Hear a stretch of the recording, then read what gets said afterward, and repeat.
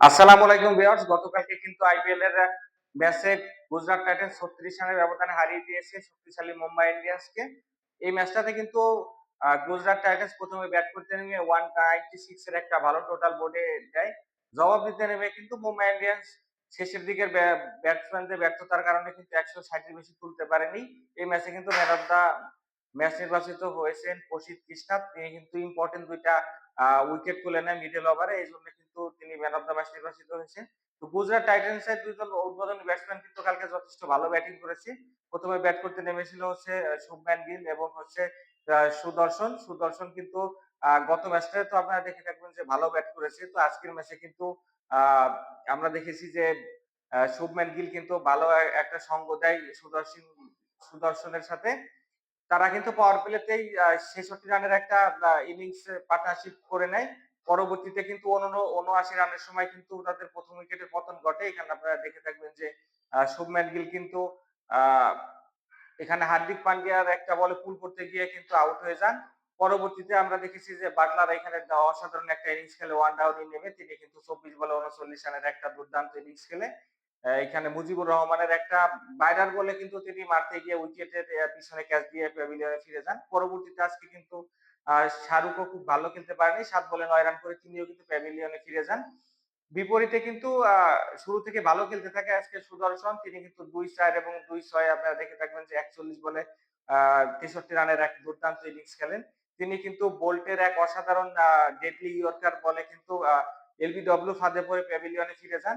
শেষের দিকে গিয়ে কিন্তু তাদের আর রাদারফোর্ড ওয়েস্ট ইন্ডিজের যে হার্ড হিটার রয়েছে তিনি কিন্তু ১১ বলে ১৮ রান করেন, যেখানে ২ টা ৬ এর মার ছিল। পাশাপাশি কিন্তু এখানে রাশিদ খান এবং রাবাদার মতো বোলিংরাও কিন্তু একটা করে ৬ মারে।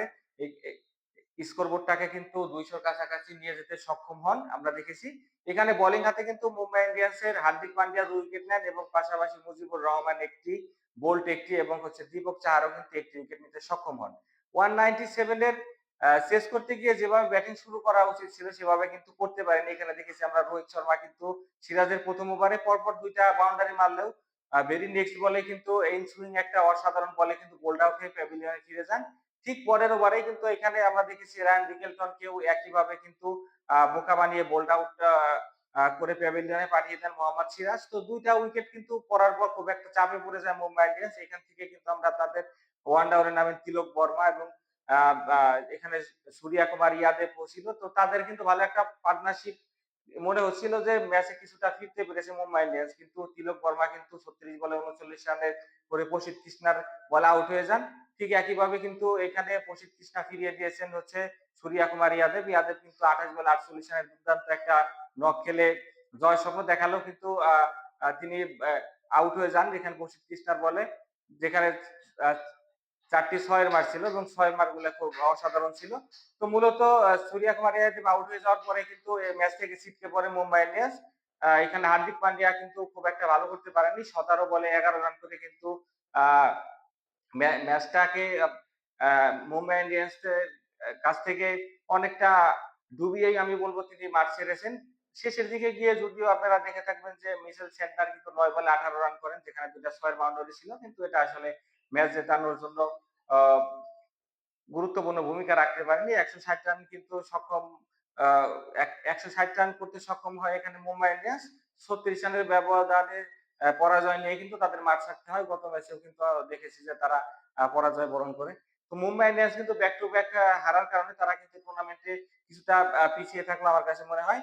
এখানে আপনারা দেখে থাকবেন যে আ বল হাতে কিন্তু উজ্জ্বল ভূমিকা ছিল এখানে। ২ টা উইকেট নিতে সক্ষম হন প্রসিদ্ধ কৃষ্ণা। তার সাথে কিন্তু মোহাম্মদ সিরাজও ২ টা উইকেট নিয়েছেন।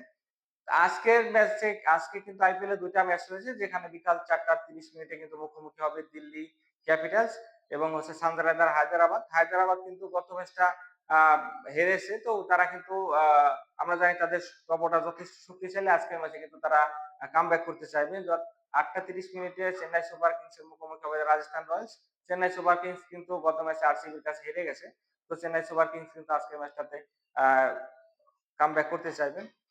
আইপিএল এর সকল ম্যাচের আপডেট পেতে লোকাল এক্সপার্ট চ্যানেলটাকে এখনই সাবস্ক্রাইব করে আমার পাশে থাকুন। দেখা হবে নেক্সট ভিডিওতে। ততক্ষণ সকলেই ভালো থাকুন। আল্লাহ হাফেজ।